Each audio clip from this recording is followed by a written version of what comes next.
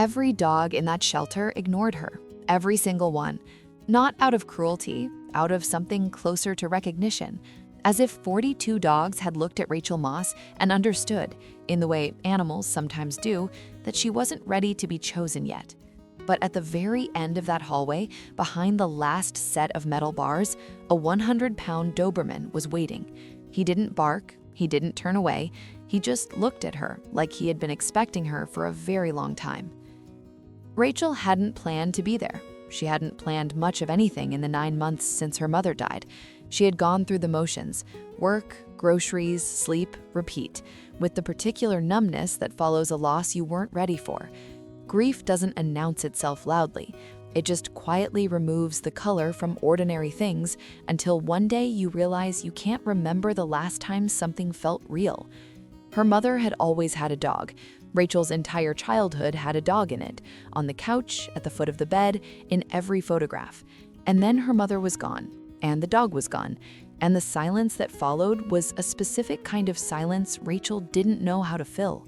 She had tried, she had called friends more often, kept the television on in the evenings, rearranged furniture as if changing the room could change the feeling inside it. None of it worked.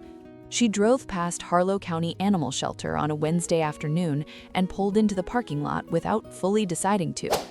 Inside, the hallway was loud. Dogs barking, jumping, pressing their faces through the bars. Most of them reacted when Rachel walked past, tails wagging, noses reaching, eyes pleading. She stopped at several kennels. She looked. She spoke softly. But one by one, something didn't connect. She kept moving. The hallway grew quieter toward the end, and then she reached the last kennel. Inside sat a 100-pound Doberman. Dark brown coat, rust-colored markings, completely still. He wasn't barking, he wasn't pacing. He was sitting against the back wall with the particular stillness of a dog that has learned, through repeated disappointment, not to get up for people anymore. His name card read, Duke, 4 years, returned 3 times, history of trauma, needs patient owner. The shelter worker appeared beside Rachel. He came in 9 months ago, she said quietly. Previous owner passed away. Family couldn't keep him. He stopped eating for the first 2 weeks. He's better now, but he doesn't really open up for anyone. Rachel looked at Duke. Duke looked at Rachel. She recognized something in his eyes immediately. Not sadness, exactly, the specific look of a living thing that has loved deeply, lost completely, and hasn't yet decided whether any of it was worth trying again. Rachel sat down on the cold floor in front of his kennel, not because she had a plan, just because her legs felt suddenly tired, and the floor was there, and Duke was there, and something about the weight of the last 9 months made standing seem like more than she had. Duke watched her sit down. For a long moment, nothing happened. Then, slowly, he stood up.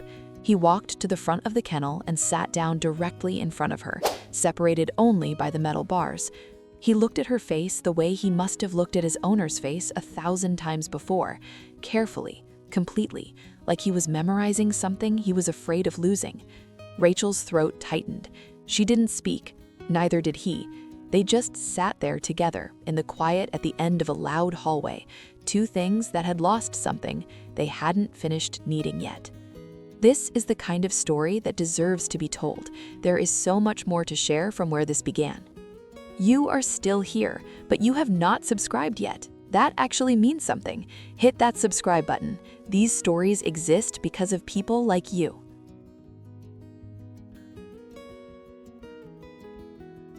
That evening, Rachel brought Duke home. The first night was the quietest she had spent in 9 months, not because it was empty, but because it wasn't. Duke slept on the floor beside her bed, close enough that she could hear him breathing. She lay awake for a long time listening to that sound, something alive in the room, needing nothing from her except her presence. In the morning, she made coffee and Duke sat beside her at the kitchen table, watching her face with steady amber eyes. She told him about her mother. She described the house she grew up in, the old Labrador that used to sleep at the foot of her mother's bed, the specific way her mother laughed at things that weren't even that funny. She hadn't told anyone any of this in 9 months. Duke listened without moving. ears forward, eyes fixed on her face, the way he would every morning after that. Here is what Rachel came to understand about Dobermans. They are not dogs that love carelessly. Duke had loved one person completely and lost her without warning. He had been moved from home to home, handled by people who didn't speak his language, returned each time to the same concrete kennel, the same fluorescent lights, the same bowl in the corner. Something in him had gone quiet, not broken exactly, but folded inward, the way a person goes quiet after too many losses in too short a time. What he needed was not training or stimulation or a bigger yard. He needed someone who understood that healing is not a straight line, someone who would sit on a cold floor without asking for anything in return.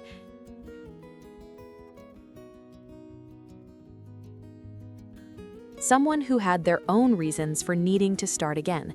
Rachel was that person. She just hadn't known it yet when she pulled into that parking lot.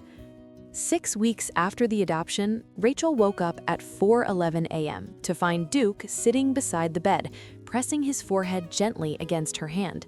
Not urgently, not anxiously, just present. She had been crying in her sleep, not for the first time, probably not for the last.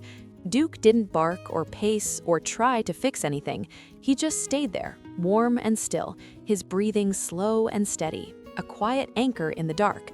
Rachel pressed her hand against his head and stayed like that until the feeling passed. Weeks later, she told her therapist about it. Her therapist asked how it made her feel.